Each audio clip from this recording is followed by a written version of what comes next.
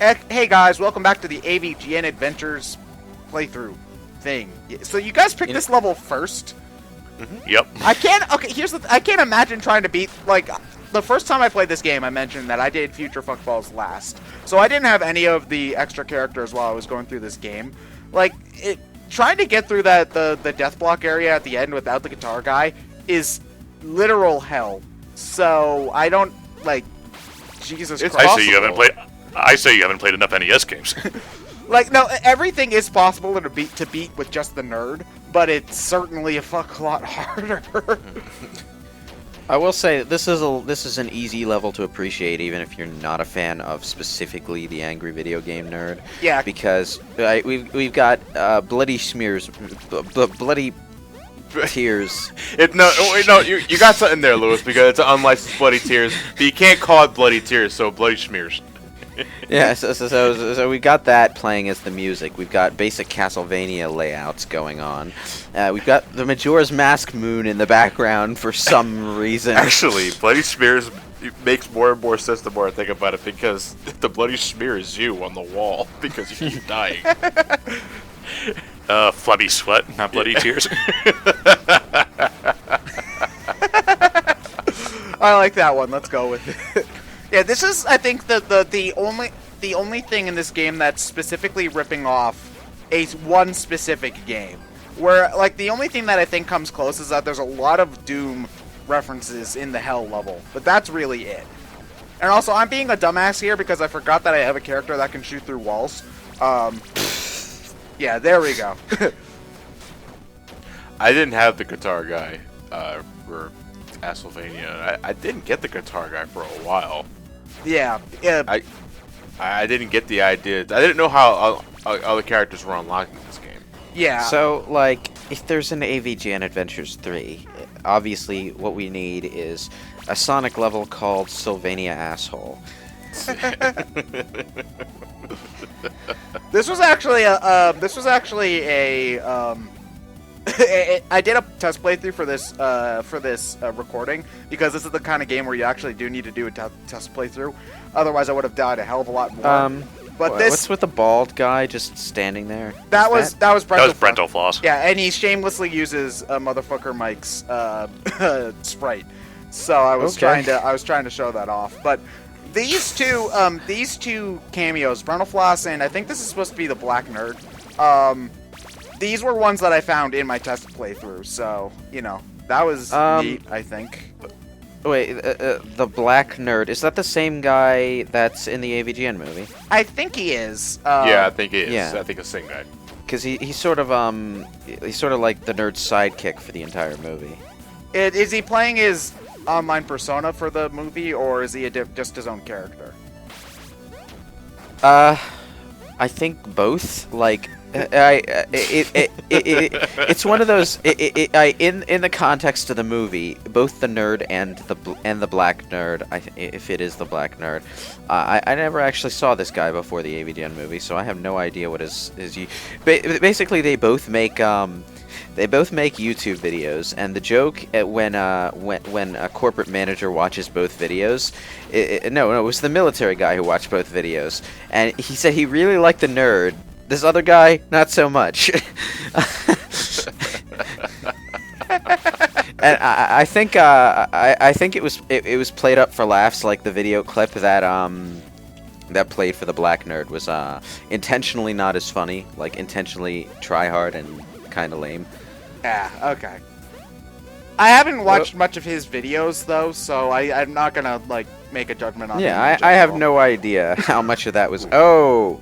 Yep. Oh. So I basically just wasted that extra life for the. I probably should have mentioned this earlier, but I am leaving in some deaths because it is that kind of game. But if anything ever got particularly egregious, I did edit it out. So, yeah. So I'm assuming you edited like 2 hours of this out. No, not really. I've gotten. I don't want to stroke my own dick here, but I've gotten pretty good at this game, if I do say so myself. So there were only a couple of sections where I had to edit stuff out too much. You should have died there. Yeah, there's kind of a Toho thing going on where your hitbox is smaller than your sprite. So you Thank God. You can survive. If it's anything like old school gaming, it's probably just a skinny rectangle. Yeah, most likely. Like, there are some parts, like, especially, like, your gun will specifically go straight through, is invulnerable. So, pay more attention to your body than that. But I'm pretty sure there are parts where, like, part of my sprite is touching a death block, and I'm not, and I'm not dead, so... Are you glad you went after that extra life, Ted? Not really. At this point, I know I'm editing here because I died, like, 3 times trying to get that extra life. And then I realized, wait a minute. This is not worth it anymore. Well, here's the thing. If you die once trying to get an extra life, then you realize, oh, now I have to get it to make up for the death. But then once you die like 4 times, you're like, okay, now I need to just stop and cut my losses. Also, this is like the one part of the game where you can actually take advantage of the goddamn super scope. And I fucked it up. And then you lose it in the second section. I lost it there too. Yeah. Again, it's something you can really only take advantage of if you're good at the game, but if you're good at the game, you don't need it at all. It does make it faster, though, is also the thing, because these little zombies take 2 hits normally, and you can get them with 1 hit in the super scope, so it's a speed run. It's effective for speed runs at the very least. Although one thing that really is annoying is that as soon as you pick up the super scope, you're basically locked as the nerd. Because if you switch, you change to the nerd as soon as you pick it up. And if you switch characters and switch back to the nerd, you lose the super scope. So if you want to switch to like the guitar guy for something specific, you're giving up the super scope, which is Can't annoying. take it through the dimensions. Nope. Nothing metallic. Well, he's So wearing the power glove. What we need to do is outfit it with human skin. Ew. That's what worked with Terminator. This is one of the more annoying bosses, Dr. Jekyll and Mr. Hyde. I don't know why. No, they actually can reference Jekyll and Hyde here because it's a Public domain. public domain Public character. domain, yeah. I found this guy to be easier than the unicorn. Once you figure out, because you can't hurt him at all when he's Hyde, but you can hurt the shit out of him when he's Jekyll. So you have to get through 2 phases of Hyde essentially.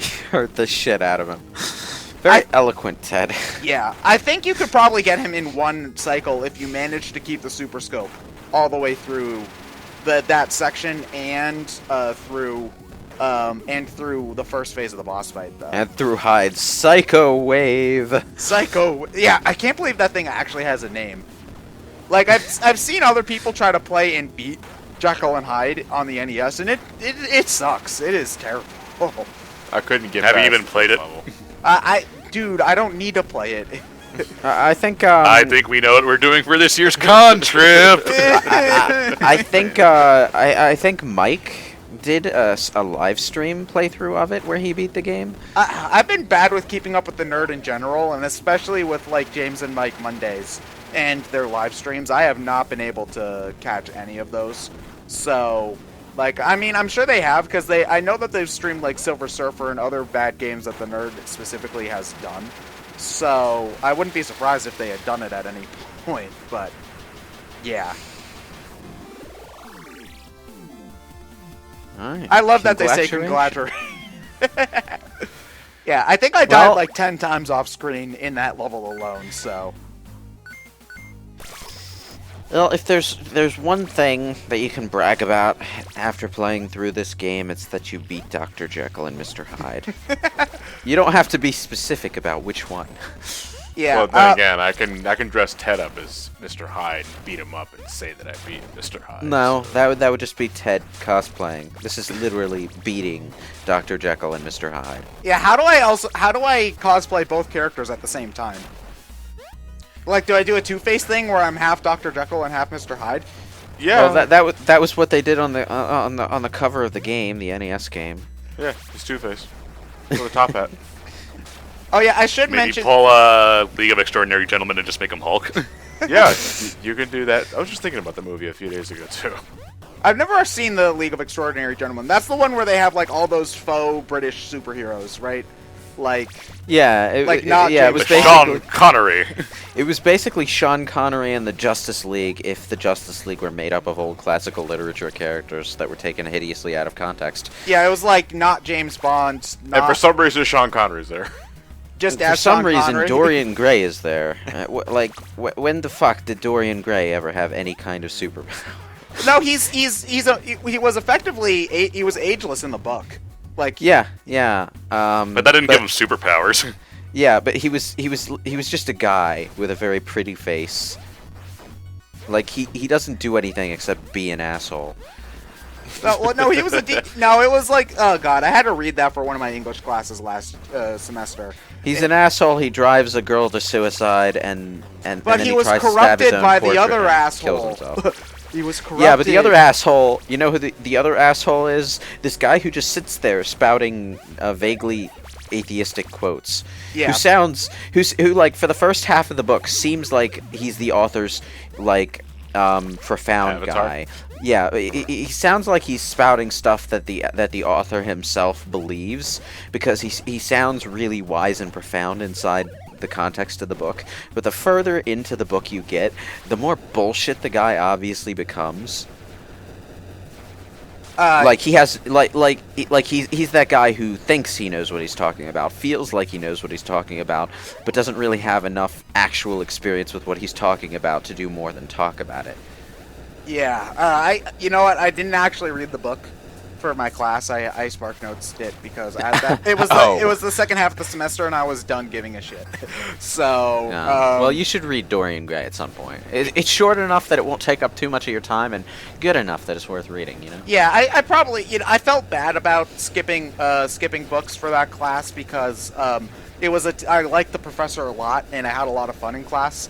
So I felt bad about skipping it, but Could I get Sometimes away time with just does reading? Could I get away with reading League of Extraordinary Gentlemen, the book of the movie of the book? That's Oh, one man. weird thing about novelizations of video games. Like, there's a novel of MGS, and is there one for a Final Fantasy? I think I could have sworn there is. I'm pretty sure there's one Well, for 10. I know there is for Halo and Resident Evil. And 7 has novelization. I know there was a novelization for The Spirits Within. Does that count? Oh, hi, it's Angry Joe. I don't know if Angry Joe has anything to do with No, the nerd. he's an internet personality. The same Yeah. reason why Jim Sterling was inside the game. Well, I know No. that Angry Joe and the Nostalgia Critic were on the same network for a while, but not the nerd, I don't think. I don't think Angry Joe and the Nerd have ever done anything specifically together, but I do know that Angry Joe is one of the people that you'll know about if you're heavily into that guy with the glasses.com stuff. Yeah. And you know, that's something that a lot of nerd fans know about because of the crossover stuff that they've done in the past. Well, I think both Angry Joe and the Nerd were in that Nostalgia Critic brawl thing. Yeah. So, like, there was that, I think. But then, there is actually a pretty hilarious Nostalgia Critic cameo in the AVGN movie. yeah. I still need to watch it. The Nostalgia Critic is actually not in this game, so if you were looking forward to him, it sucks to be you, I guess. I don't know. He is in the second Because one. then that though. would mean that the Nostalgia Critic would win.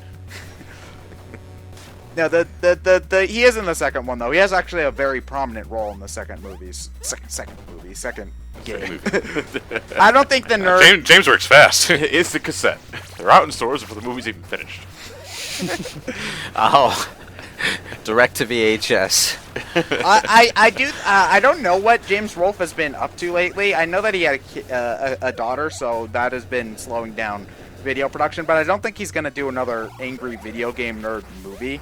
Like, I know doing movies is his thing, but I think he'd try to do a different kind of movie instead of just a nerd movie. No, I think yeah. he just wants to make one AVGN movie just to do the big one, and that's it. Yeah. Yeah. It was really nice to see that it finally finished, though, because that was something he was working on for like 5 years. So Yeah, and you know, it was worth it. It's in no way slimmed down or insubstantial for the wait time. It's actually a pretty lengthy movie.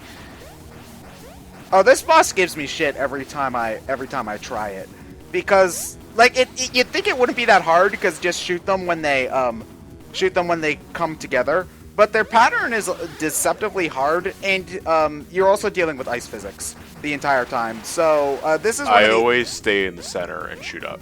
here's the thing: there are several deaths I have where I slide off the middle platform and into the pit. Yeah.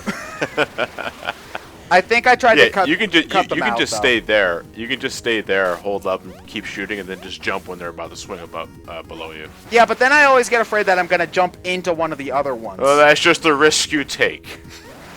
You play too recklessly, John. You're a loose cannon video No. game player who doesn't play by the rules.